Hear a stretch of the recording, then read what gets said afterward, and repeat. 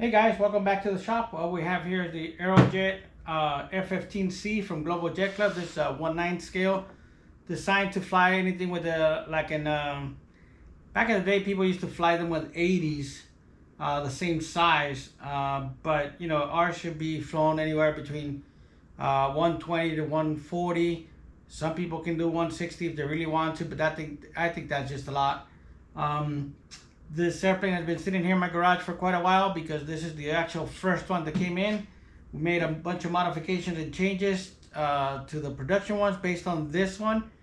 Since this airframe size has been around for a while, I didn't need to actually put it together to make modifications to it to be suggested for production. For example, one of the first things we did is we changed out the fuel tanks. The original fuel tanks were still fiberglass and had the inlet, but it used the brass tubes in there for fuel, and I'm like, wait a minute, that's kind of too old school for an airplane of this caliber. So then we had the new fuel tanks come out, and now it has the vent tube on top, and then we use a high flow inlet for the fuel to come out and all that. So it's a little bit better design, obviously, and obviously is an improvement.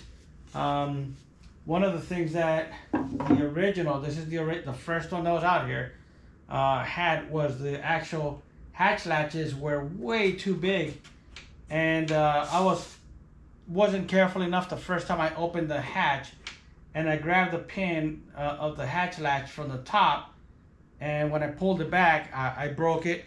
That was my bad. And then because of the hot Arizona summers, it's just been sitting there in the back burner, and it's time to get it out and get it finished.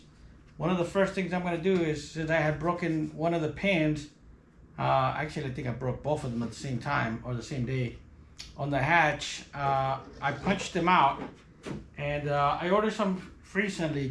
I've been, like I said, hoarding this out and just been waiting.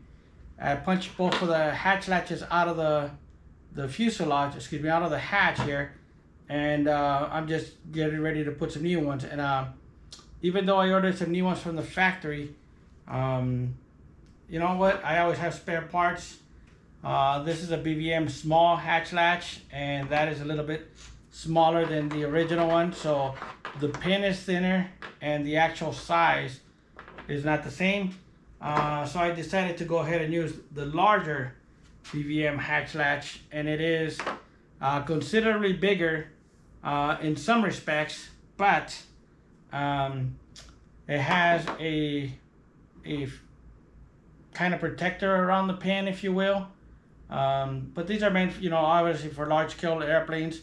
So what I decided to do is I just took my Dremel and took out the little body that protects the pin.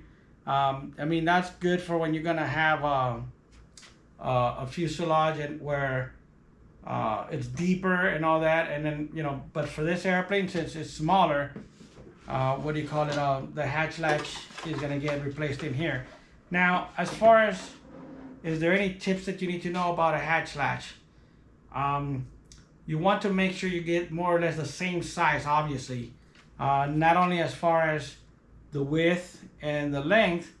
Obviously this is bigger, so it's going to be a little bit beefier, but you want to be careful that when you put in a new hatch latch, that you don't remove fiberglass or in areas where it might be, I don't think it's critical, but important, so you don't cause future damage. Now, since this hatch latch is thicker or taller, if you will, I'm gonna have to either sand down a little piece of it here so it can be flat and easier, or about the same height as the old one to install, or I'm gonna have to cut a piece of the lip of the actual fuselage here so it fits on there better. And the lip I'm talking about is right here. So what happens when you cut the lip and you make a little, you could just make a little slot and say, oh yeah, my hatch latch fits in there better now, or my hatch.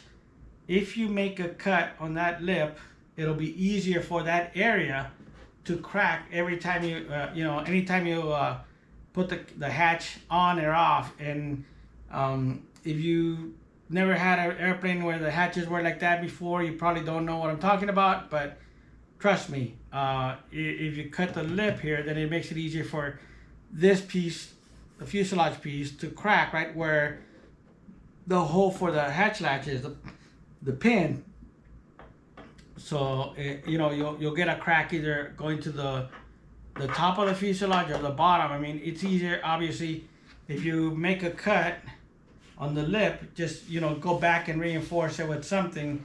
So then, you know, fiberglass or Kevlar, whatever you want in there, or carbon fiber. Probably carbon fiber is better. The Kevlar is more brittle, but basically you just want to strengthen it around there if you cut it. If you notice right now, when I put the new hatch latch in there, it doesn't really it bottoms out into the lip. So like I said, I'm either gonna have to cut a slot right here. If I do, I'll reinforce it, and then if I don't cut the slot, then I'm gonna have to just sand down part of the top of, or excuse me, I guess it would be the bottom of the hatch latch. But you don't want to take out too much material from it, where there's a spring inside, where the spring itself or the hatch latch itself is compromised. This is the old one. You can see the spring in there that keeps it from popping out, or what keeps it, you know, in there. And let me see, can I take it apart? It doesn't really want to come apart. The spring is keeping it in there. You can see where I broke it in the middle from pulling it. So one of the first things that I want to do is, I still have the same hatch latch in the nose. Now, the nose area is very small because this white line right here where the white paint ends, that's the separation line between the forward fuselage and the back fuselage.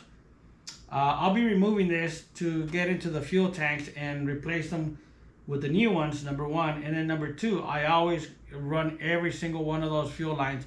I run them myself. So one of the things in this one is like, well, you don't have enough room in there to put the new bigger, like the BVM hatch latches, because there's not enough space, the area. So one of the first things you can do, either get some wire cutters, some thick wire, you know, strong wire cutters, or get a Dremel and just cut that off halfway, so you're not tempted to pull on it from the top. You want it where, you know, it's gonna move, but you don't want to have all that surface area sticking out. This is sticking out about 2 inches, and the problem is if you grab it from the top, it's bending instead of sliding back and forth. So that's one of the first things I'm going to do, and then I'll come back to the video and show you guys what I've been doing.